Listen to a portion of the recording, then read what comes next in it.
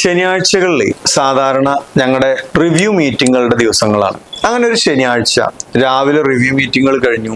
Meeting ഒക്കെ കഴിഞ്ഞ് ഒരു 12 മണി 1 മണിയോട് കൂടി വീട്ടിൽ വന്നു. ഉച്ചയ്ക്ക് ഒരു ഹോംലി ഫുഡൊക്കെ കഴിച്ച് വൈകുന്നേരം കുട്ടികളൊക്കെ കൂട്ടി ഒരു ഔട്ടിങ്ങിനൊക്കെ പോയി. രാത്രി വന്ന് ഒരു 9:45 ആയിട്ടുണ്ടാവും. വന്ന് ഗേറ്റ് ഒക്കെ അടച്ച് ഞാൻ കിടക്കാൻ അങ്ങനെ പോകുന്ന സമയത്ത് കോളിംഗ് ബെൽ അടിക്കുന്നു. അപ്പൊ നോക്കുമ്പോ നമ്മുടെ തൊട്ടപ്പുറത്ത് തന്നെയുള്ള ഡ്രൈവർ വിനു റൂട്ട് കഴിഞ്ഞ് വന്നതാണ്. അപ്പൊ കാര്യങ്ങൾ ഹാൻഡ് ഓവർ ചെയ്യാൻ വേണ്ടി വന്നപ്പോ എനിക്ക് സത്യം പറഞ്ഞാൽ വിനുവിനെ ഫേസ് ചെയ്യാൻ തന്നെ മടിയായി. കാരണം നമ്മളെല്ലാ പരിപാടിയും കഴിഞ്ഞ് എല്ലാതും കഴിഞ്ഞ് നമ്മൾ വീട്ടിൽ കിടക്കുന്ന സമയത്ത് പോലും ഒരു മനുഷ്യൻ ഡ്യൂട്ടി കഴിഞ്ഞ് വന്നിട്ടില്ല.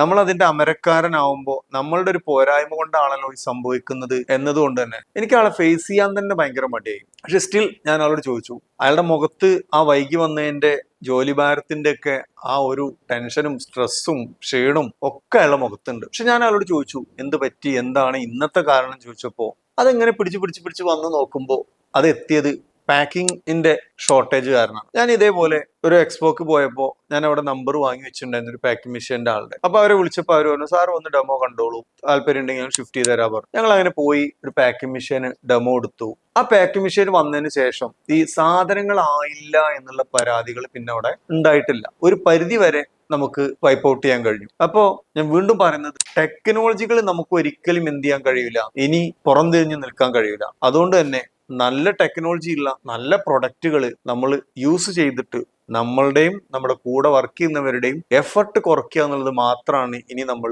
ചെയ്യാനുള്ളത്. Okay, thank you.